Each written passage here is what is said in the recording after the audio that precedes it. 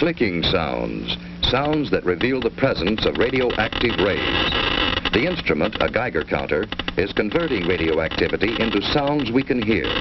This radioactivity is coming from a small piece of radioactive material inside this plastic cylinder. The small amount of radioactivity coming from the cylinder is harmless. The luminous dial on this watch also gives off radioactive rays, which we hear on the Geiger counter. Even when there's no radioactive material near, the Geiger counter continues to click. This is caused by cosmic radiation that continually bombards us from outer space.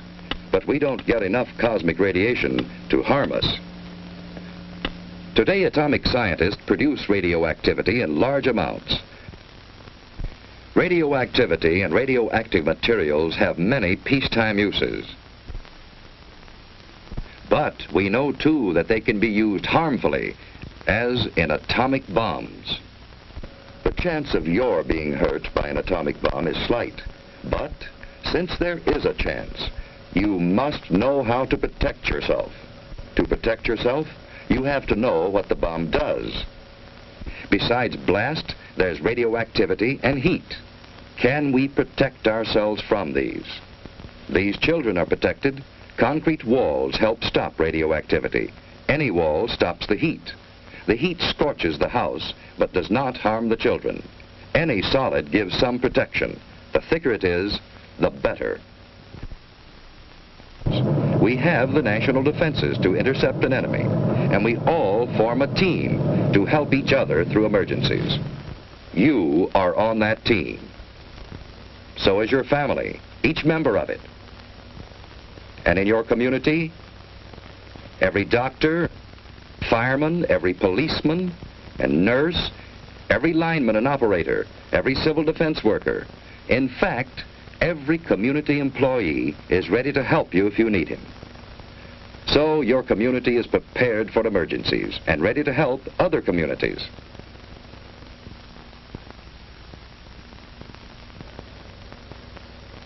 We have state and national headquarters for civil defense. And your city has a civil defense corps. We have a warning system and a system of defense. Yes, we have the equipment and the people for an effective team. But, like any team, it can win only when everyone knows his job and does it well. What is your job?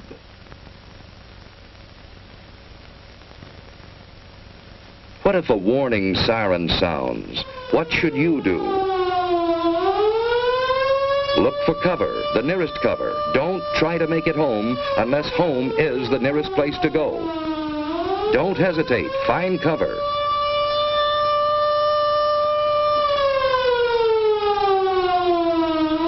Everyone is in on this. Strangers will understand. Finding shelter quickly may save your life. If you can't get into a house, get behind a wall or a steep embankment on the side away from the city. Civil defense teams will go into action immediately. If you're home, you've work to do.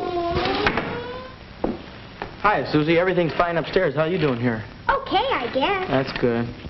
We repeat, cover windows to protect against the possibility of broken glass, heat, and radioactivity. Turn off fires. If you are home and are not assigned to civil defense duties, go to your prepared shelter. Those who are in shopping centers, go to prepared shelters fire in the kitchen's immediately. out. Now we'll go down the basement. In this practice alert, we are assuming that the attack will come on the waterfront area. See, it's just practice. All this rushing around for nothing. Now, there's just where you're wrong. We need this practice. Now, come on, let's do our job. That's good thinking. We all need practice. Here's a clean, well-prepared shelter in the basement. Ted and Sue have a battery radio, and they have soda ash and stirrup pump fire extinguishers. They have other emergency supplies, too. A flashlight, a well-equipped first aid kit with plenty of bandages, tape, and scissors. A Red Cross first aid book, a few cans of food, a good supply of water, blankets, and an electric lantern in reserve. You know, Susie, This stuff would come in handy on a camping trip. I'd a lot rather be on a camping trip. Say, what would we do if we didn't have a basement? At school, they told us we should be away from windows and behind double walls. You know, like an inside hall. Ted's right. If you live in an apartment house, you can't all go to the basement. Head for a shelter area. If none is marked for you, find cover away from windows and in a hallway if possible. Wait for the all clear. Be calm. If you're on the playground, run for shelter. If you're in the schoolyard, get into the building. Move quickly, but in good order. Inside, go to the shelter area you've been assigned.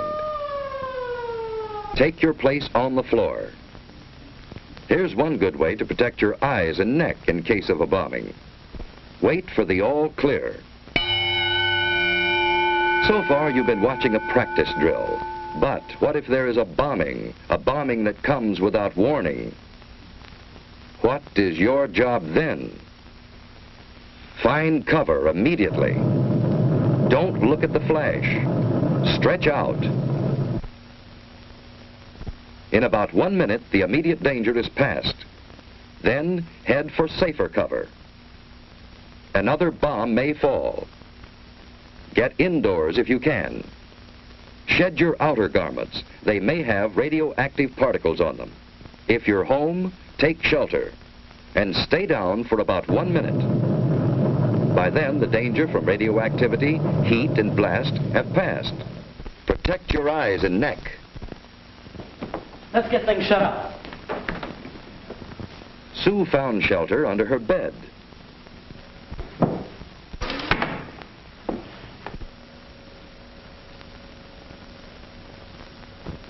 Dad, let's get the battery set. When the house current is off, that battery radio is essential. Keep tuned in.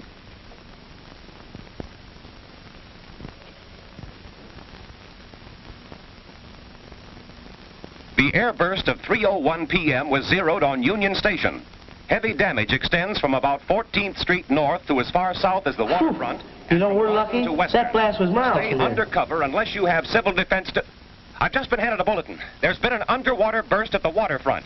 Water thrown up by the bomb is falling as mist and rain, and it is radioactive.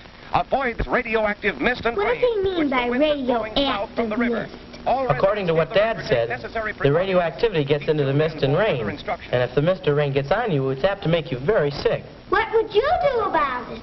I'd scrub thoroughly with a detergent and water. What's a detergent? It's something like Mom uses when she washes dishes and clothes. Don't drink tap water. It may be contaminated. Ted and Sue are waiting for the all clear.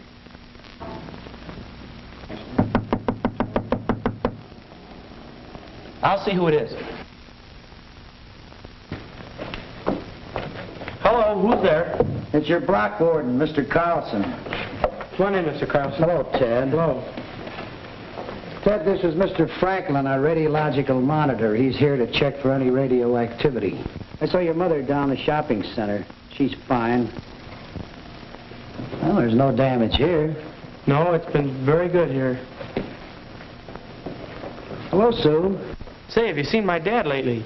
He's down at headquarters, and boy, he's really busy. Yeah? Well, there's no radioactivity here. Say, Mr. Franklin, is that a pen on your coat there?